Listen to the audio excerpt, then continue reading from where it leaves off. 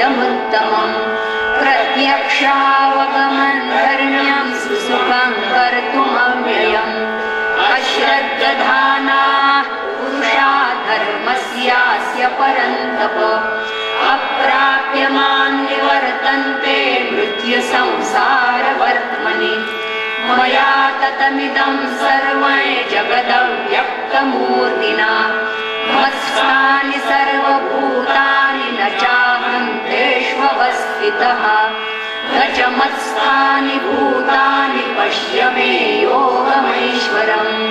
भूतभृन्न च भूतस्थो ममात्मा भूतभावनः यथाकाशस्थितो नित्यं वायुः सर्वत्र गो महान् तथा सर्वाणि भूतानि मत्स्थानीत्युपधारय सर्वभूतानि कौन्तेय प्रकृते यान्ति मामिकाम् कल्पक्षये पुनस्तानि कल्पादौ विसृजाम्यहम् प्रकृतिं स्वामवष्टभ्य विसृजामि पुनः पुनः भूतग्राममिमं कृत्स्नमवशं प्रकृतेर्वशात् न च मां तानि कर्माणि निबध्नन्ति धनञ्जय उदासीनवदासीनमसक्तं तेषु कर्मसु मयाध्यक्षेण प्रकृतिः सूयते सचराचरम् हेतुनानेन कौन्तेय जगद्विपरिवर्तते अवजानन्ति मां मूढा मानुषीं तनुमाश्रितम् परं भावमजानन्तो मम भूतमहेश्वरम् मोघाशामोघकर्माणो मोघज्ञानाविचेतसः राक्षसीमासुरी चैव प्रकृतिं मोहिनीं श्रिताः महात्मानस्तु मां पार्थदैवीं प्रकृतिमाश्रिताः भजन्त्यनन्यमनसो ज्ञात्वा भूतादिमव्ययम्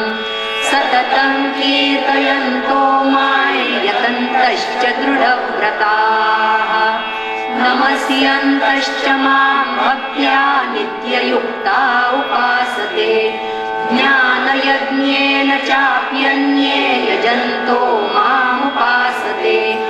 एकत्वेन पृथक्त्वेन बहुधा विश्वतो मुखम् अहं क्रतुरहं यज्ञस्वधाहमहमौषधम् मन्त्रोऽहमहमेवाज्यमहमग्निरहं भूतम् पिताहमस्य जगतो माता धाता पितामहः वेद्यं पवित्रमोङ्काररुक्सामयजुरेव च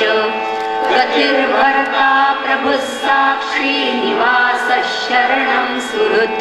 प्रभवः प्रलयस्थानं निधानं बीजमव्ययम् तपाम्यहमहं वर्षं निगृह्णामि सृजामि च अमृतं चैव मृत्युश्च सदसच्चाहमर्जुन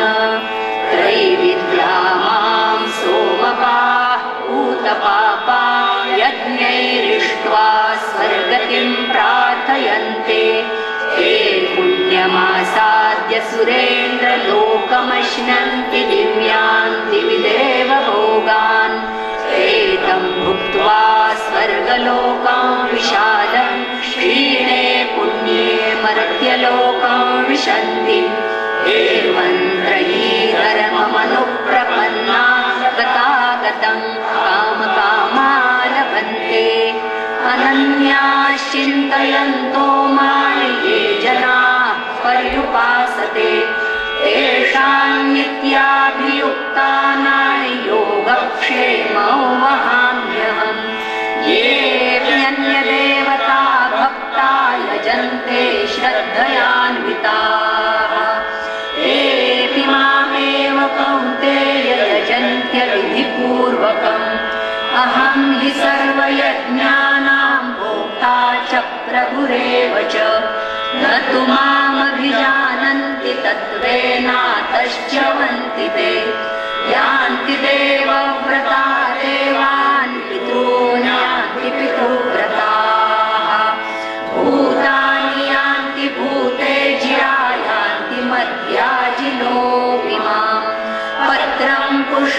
फलन्तो यो मे भक्त्या प्रयच्छति तदहं भक्त्युपरुतमश्नामि प्रयतात्मनः यत्करोषि यदश्नासि यज्जुहोषि ददासि यत्तपस्यसि कौन्तेय तत्कुरुष्व मदर्पणम् शुभाशुभफलैरेवं मोक्ष्यसे कर्मबन्धनैः सन्न्यासयोगयुक्तात्मा विमुक्तो मामुपैष्यसि समोऽहं सर्वभूतेषु न मे द्वेष्योऽस्ति न प्रियः ये भजन्ति तु मां भक्त्या मयि ते तेषु चाप्यहम् अपि चेत् सुदुराचारो भजते मामनन्यभाक् साधुरेव समन्तव्यः सम्यग् व्यवसितो हि सः क्षिप्रं भवति धर्मात्मा शश्वच्छान्तिं निगच्छति कौन्तेय प्रतिजानीहि न मे भक्तः प्रणश्यति मां हि पार्थव्यपाश्रित्य ये स्योपापयोनयः स्त्रियो वैश्यास्तथा शूद्रास्ते यान्ति परां गतिम्